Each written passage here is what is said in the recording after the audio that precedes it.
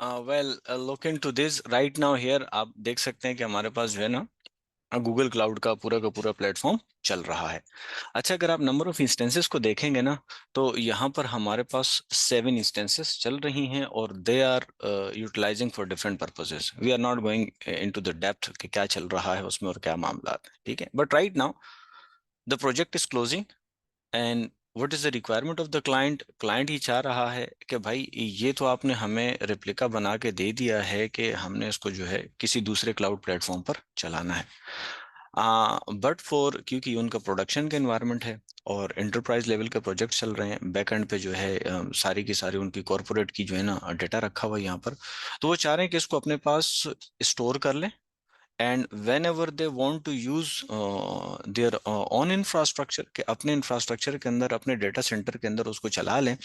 तो हमने ये प्रोग्राम किया कि जी उनको ये वीएम जो है प्रोवाइड कर दी जाए। तो there are very simple steps. So हम स्टार्ट करते हैं। हमारी जो पहली वीएम है वो है हमारे पास उडू V12 प्रोडक्शन की, ठीक है।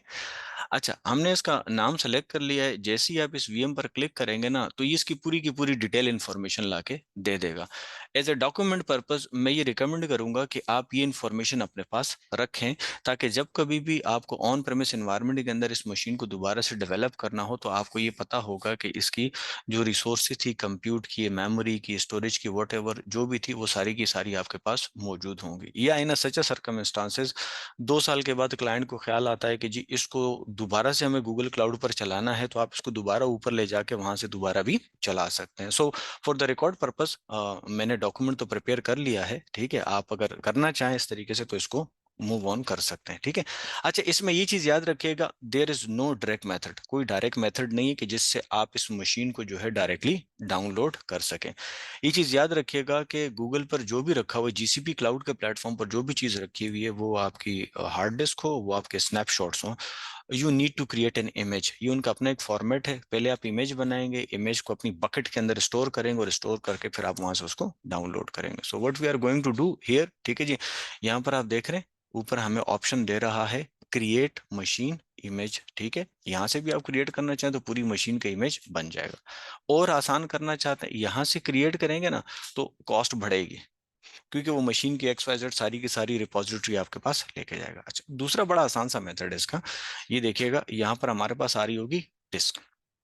ये देखें, ये हमारी प्रोडक्शन की डिस्क है जो कि चल रही है, और इसके सामने आप देखेंगे कि SSD परसिस्टेंट डिस्क है हमारे पास, ठीक है। अच्छा, इस पर आपने क्लिक किया तो यहाँ आप देख रहे हैं ना, ये बिल्कुल ऊपर टॉप पर आप देखेंगे कि यहाँ पर हमारे पास क्रिएट इमेज का ऑप्शन आ रहा है। अच्छा जी, वो बता रहे हैं कि इमेज बनाने जा रहे हैं तो कुछ प्री रिक्विजिट्स दे दें हमें, तो हम उसको प्री रिक्विजिट्स दे रहे हैं। अच्छा, यहाँ एक चीज याद रखिएगा कि जो इमेज है ना, उसका नाम आपने वही रखना है, वरना डेटा ओवरलैप कर गया फिर आपको बाद में समझ ही में नहीं आएगा कि यार ये मेरी कौन सी वाली मशीन थी, प्रोडक्शन की थी, स्टेजिंग की थी, डेवलपमेंट की थी, टेस्टिंग की थी। सो वट एवर, मैंने क्या किया कि मैंने उसका नाम कॉपी कर लिया है और हेयर आई पेस्टेड, ठीक है। सो अगर आप उसको टेली करेंगे तो आपको मिल जाएगा कि ये आपकी जो है प्रोडक्शन की है। अच्छा जी, सोर्स डिस्क आपको बतानी है, तो सोर्स डिस्क उसने सेलेक्ट किया कि भाई ये वाली प्रोडक्शन की डिस्क जो है वो इसका आपने इमेज बनाना है, ठीक है जी। अब आपसे कह रहे हैं कि जी मल्टी रीजन रखना है, रीजनल रखना है, तो अगर आप एक सिंगल रीजन के अंदर अपना डेटा रखना चाहते हैं, आपकी मर्जी है। मल्टी रीजन के अंदर रखेंगे कॉस्ट बढ़ जाएगी। बहरहाल हम मल्टी रीजन के साथ जा रहे हैं और वो हमें कहता है कि जी लोकेशन आप सेलेक्ट कर लें, ठीक है जी, कि किस रीजन के अंदर आप करने जा रहे हैं, ठीक है जी। तो हमने ये रीजन सेलेक्ट कर लिया है, ठीक है जी। और रीजन सेलेक्ट करने के बाद हमने उसको कहा कि जी आप इसका क्या कर लें, क्रिएट इमेज कर दें, जस्ट क्लिक इट।